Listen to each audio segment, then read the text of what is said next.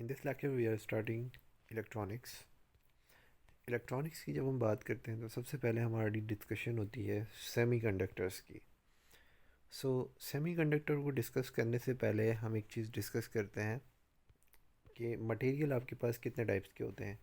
कि अगर हम मटेरियल की बात करें तो आपके पास मेटल्स होते हैं, एक आपके पास नॉन मेटल्स होते हैं और एक आपके पास सेमीकंडक्टर्स होते हैं। सो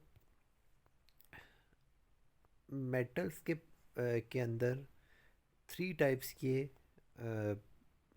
चीज़ें आपके पास पाई जाती हैं, जिसमें सेमीकंडक्टर, कंडक्टर, नॉन कंडक्टर।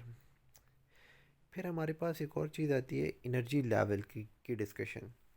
कि एनर्जी लेवल्स क्या होते हैं कि electron n is equals to 1 में है, एन इज इक्वल्स टू 2 में है, एन इज इक्वल्स टू 3 में है, एन इज इक्वल्स टू 4 में है।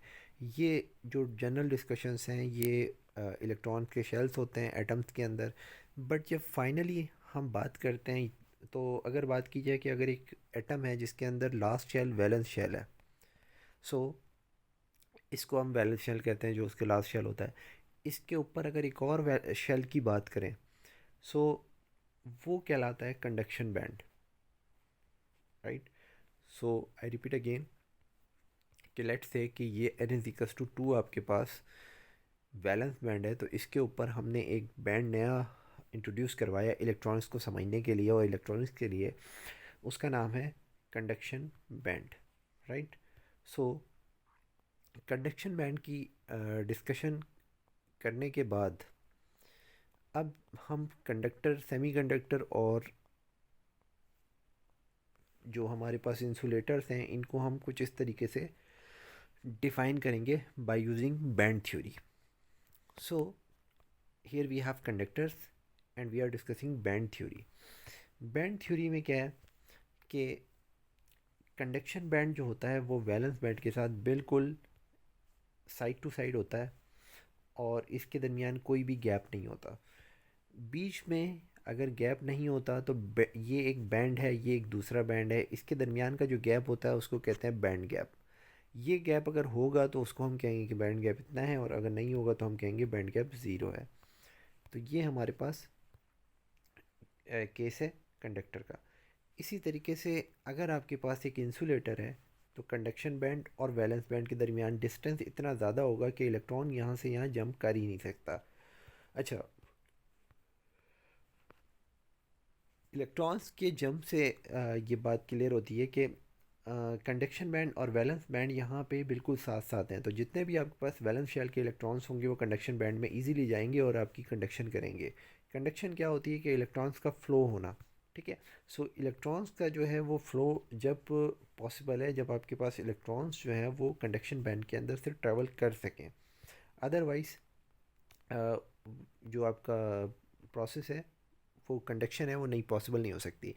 इंसुलेटर में ऐसा ही कुछ होता है कि वैलेंस बैंड और कंडक्शन बैंड जो होता है इन दोनों के दरमियान एनर्जी गैप इतना ज़्यादा होता है कि ये इलेक्ट्रॉन्स यहाँ से यहाँ जंप ही नहीं कर पाता और ये कंडक्शन नहीं कर पाता। सो इसको आप जस्ट इतना समझिएगा कि ये जो अगर इलेक्ट्रॉन कंडक्शन बैंड में होगा तो उसकी में इलेक्ट्रॉन्स जो है वो फ्लो कर सकते हैं और उसके अंदर करंट फ्लो कर सकता है, और अगर इलेक्ट्रॉन्स जो है वो कंडक्शन बैंड में नहीं होगा तो इलेक्ट्रॉन्स जो है वो फ्लो नहीं कर सकते। Next thing is semiconductor. Semiconductor are the material which are intermediate between the metals and non-metals, जिनकी 10 पावर 2 ओम मीटर जो है जिनकी रेजिस्टिविटी होती है। ये मटेरियल आपके पास सेमीकंडक्टर्स कहलाते हैं और इनका जो बैंड गैप होता है वो मॉडरेट होता है between the conductor and insulator. So ये कंडक्शन बैंड है और वैलेंस बैंड है, उनके दरमियान जो बैंड गैप है ये एक मॉडरेट है। ना तो ये बहुत ज़्यादा है ना ये बहुत कम है। हाँ, अगर इसके इलेक्ट्रॉन्स यहाँ जा भी सकते हैं और ऐसा ऐसा भी हो सकता है कि नहीं जाएं। सो पॉसिबिलिटी बहुत है। सो these types of materials are known as semiconductor. So now we are going to discuss another type of semiconductor which is the pure semiconductor, and it is known as intrinsic semiconductor. Intrinsic semiconductor क्या होता है? एक pure semiconductor होता है। The most common example of the intrinsic semiconductor is silicon. Silicon को हम use करते हैं मोस्ट कॉमन एग्जांपल के तौर पे सिलिकॉन की बहुत सारी चीज़ें बनी हुई होती हैं आपके पास, सोलर सेल वगैरह, इस तरह की बहुत सारी एग्जांपल्स हैं। इसी तरह जर्मेनियम, जितने भी आपके पास ग्रुप 4A के एलिमेंट्स हैं ये आप यूज़ कर सकते हैं फॉर दी सेमीकंडक्टर। सो इसको कहते हैं इंटेंसिक सेमीकंडक्टर। जो सेमीकंडक्टर में जो आपके पास सिलिकॉन है, ये इसके लास्ट शेल में 4 इलेक्ट्रॉन्स होते हैं। सो दैट इज़ वाई कि ये ना तो कंडक्टर है कि इसके लास्ट शेल में जो एक्स्ट्रा इलेक्ट्रॉन्स हैं कि कंडक्शन प्रोसेस कर सके, ना ये इसके लास्ट शेल में डेफिशिएंसी ऑफ इतने इलेक्ट्रॉन्स है कि इसके अंदर जो है कोई इलेक्ट्रॉन आके ट्रेवल कर सके, जो कि होल्स कहलाती है। सो ये है सेमीकंडक्टर जिसके लास्ट शेल में 4 इलेक्ट्रॉन्स हैं। इसके जो इसकी अगर हम बात करें बॉन्डिंग की, तो ये जो मिड वाला जो सेमीकंडक्टर है जो बॉन्डेड हुआ है, उसको ऑक्टेट कंप्लीट करने के लिए 4 सिलिकॉन्स और चाहिए।